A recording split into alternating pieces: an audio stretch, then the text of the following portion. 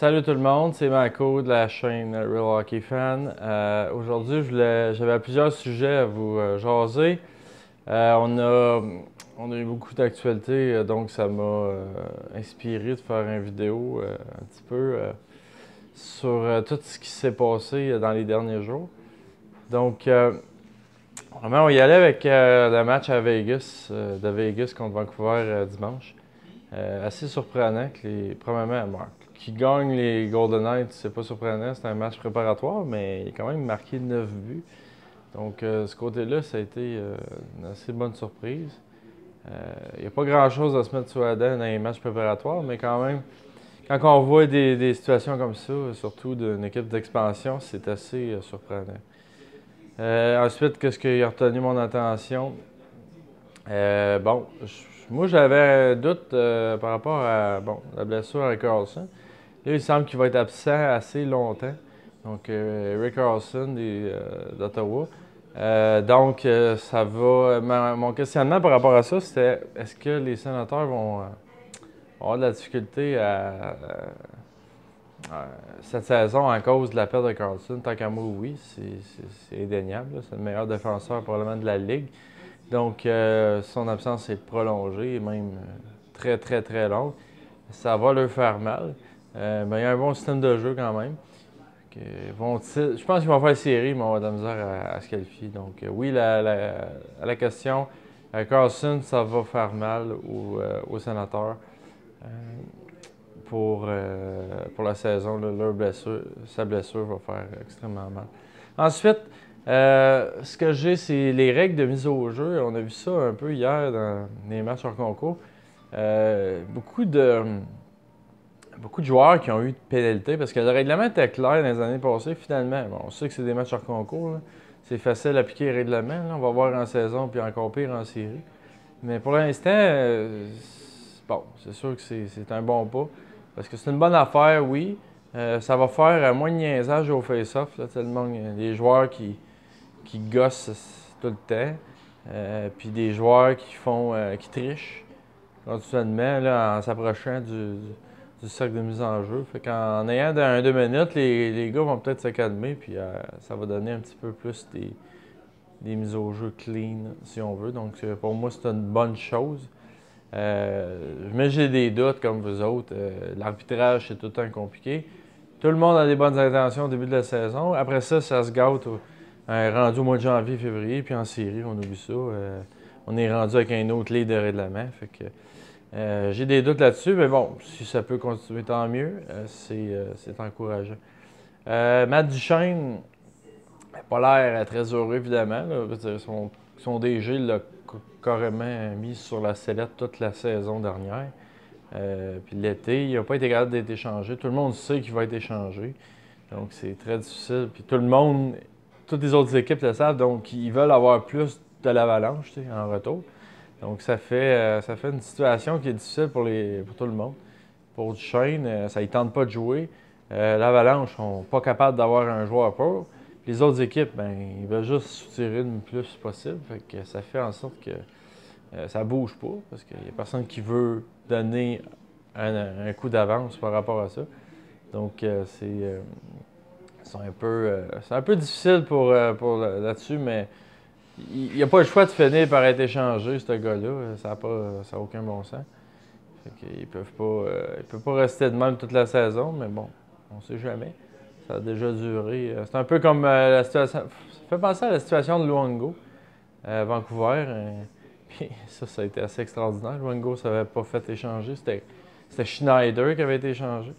C'est ma mémoire bonne. En tout cas, ça fait penser un peu à ça. Ensuite, j'ai la situation. Il y a des matchs en Chine qui vont être cette semaine entre les Kings et les Canucks. Probablement, c'est intéressant que la Ligue s'en va là. Je pense pas que le but de la Ligue, c'est d'aller probablement expansionner en Chine. Je pense qu'on est loin, loin, loin de ça. Quoique ça, c'est quelque chose que j'ai toujours, ça fait 20 ans, je pense que j'y pense. Puis ça serait tellement intéressant que la Ligue s'en aille en Europe, entre autres. Mais ça n'arrivera pas à cause des coûts exorbitants que ça doit coûter en avion puis en voyagement. Ça doit être extraordinaire, mais tellement plus intéressant avec des équipes dans l'Europe. Avoir une équipe à Stockholm au lieu d'avoir une équipe en Floride, par exemple, ça serait beaucoup plus intéressant pour l'amateur de hockey. Mais pour la Ligue, c'est sûr qu'ils veulent tout concentrer ça aux États-Unis. D'ailleurs, je pense faire une autre vidéo par rapport à ça, l'expansion en Europe. C'est quelque chose qui m'intéresse bien. Puis, c'est ça, je vais en parler un petit peu plus en détail. Pour ce qui est de la Chine, ouais, c'est ça. Qu'est-ce qui est intéressant, c'est plus que les joueurs, on veut créer un bassin de population des joueurs chinois qui viennent jouer dans la Ligue nationale, des joueurs asiatiques entre autres aussi. Donc, un peu développer le hockey. La Ligue a manqué son coup avec les Jeux olympiques là, en Corée du Sud. Mais bon, ça sera un autre sujet d'une autre vidéo, justement. En Chine, ce qui arrive là, présentement, c'est que on a vu là, que c'est pas tout à fait adéquat là, pour attirer des équipes de la Ligue. C'est vraiment... les arénas sont pas faites pour le hockey, sont faites pour des spectacles. Donc, on est encore au début là, de l'expérience, mais je suis certain que la Ligue va répéter. Ils l'ont fait au Japon, mais ça, c'était dans le cadre des Jeux olympiques. Présenter le hockey là-bas. Puis, c'est ça. Je suis certain que l'an prochain, ils vont y retourner. C'est une bonne chose qu'ils retournent aussi en Europe. Il y a une base de fans en Europe, à Stockholm, en Suède, puis en Finlande, puis aller en Angleterre. Puis c'est important pour que la Ligue puisse au moins avoir des joueurs d'un peu partout dans le monde. Ça relève le niveau de compétitivité. Donc, c'est une très bonne affaire, les matchs en Chine, selon moi. Il n'y aura pas beaucoup d'intéressés, mais bon, ça, c'est normal au début. Ensuite, ce que je voulais parler, Drouin aujourd'hui a fait un don de 500 000 $ à un hôpital à Montréal. Ce que j'en pense, c'est évidemment, c'est un bon coup pour le marketing surtout. Je parle pas du geste comme tel. Là. Le geste, c'est certain qu'il est bien aimé de la population parce que c'est quand même un hôpital. Ça va aider à avoir des soins de santé plus avantageux. Je ne sais pas trop exactement le don, qu'est-ce qu'il y en est, mais c'est 500 000 sur 7 ans, si ma mémoire est bonne. Donc, ça va quand même aider l'hôpital, ce qui est bon. Moi, c'est surtout le fait du côté business. Bon, Drouin, en étant arrivé à Montréal, faire un geste comme ça, il s'attire beaucoup de sympathie. Puis, c'est un bon move parce que c'est un Québécois qui arrive, joueur d'impact avec le Canadien. Donc, je ne sais pas si on lui a proposé de faire ça, je ne penserais pas. Mais bon, c'est sûr que c'est un bon move de sa part de s'investir dans la communauté pour bien. Déjà, en plus, c'est un Québécois, comme je dis. C'est 1+1. Là. Non seulement c'est un joueur d'impact, mais en plus, c'est un Québécois. Donc, ça va être une excellente acquisition pour le Canadien. Il va être là pour plusieurs années, selon moi. On va construire alentour de lui. Donc, bon move de sa part de vouloir s'investir pour un hôpital de Montréal. Et en terminant, une triste nouvelle aujourd'hui quand même. Brian Boyle a été diagnostiqué d'un cancer de la thyroïde. C'est un c'est un très bon coéquipier, c'est un joueur d'équipe. C'est vraiment dommage, mais il paraît que ce cancer-là est quand même disons, curable. Donc, puis là, il a parlé justement aujourd'hui pour dire, c'est sûr que il se concentre sur ce qu'il peut contrôler.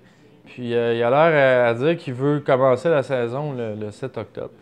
Donc, c'est un peu surprenant, mais en même temps, il y a des cancers qui sont plus... je connais pas assez au niveau du cancer, mais je peux vous dire que c'est sûrement pas une bonne nouvelle. Évidemment, on y offre nos sympathies pour que ça aille mieux, lui et sa famille. Fait que on va espérer que ça se règle pour le mieux pour lui. Donc, voilà les points que je voulais discuter avec vous. Il s'est passé beaucoup de choses dernièrement, même si c'est le cas d'entraînement. Donc, c'est ça, c'est mon premier vraie vidéo. Donc, comme Je vais vous inviter à s'abonner à ma chaîne, puis mettre un petit like si vous aimez ça. Puis n'oubliez pas de partager si vous avez apprécié et pour que le monde participe. Puis regarde des excellentes vidéos. Puis ensuite, des petits commentaires si vous en avez. Mettez des petits commentaires en bas. Constructifs idéalement si vous avez quelque chose à rajouter, si vous avez écouté quelque chose qui n'a pas fait, que vous n'êtes pas d'accord ou n'importe quoi, vous avez quelque chose qui ne vous aimez pas visuellement, peu importe, auditivement. Tant que ça reste constructif, je suis bien à l'aise à vous écouter. Je vous réponds à tout le monde. Je vais répondre à tout le monde pour ce qui est de vos commentaires. Donc, merci tout le monde d'avoir écouté. Puis on se revoit dans un prochain vidéo. Salut!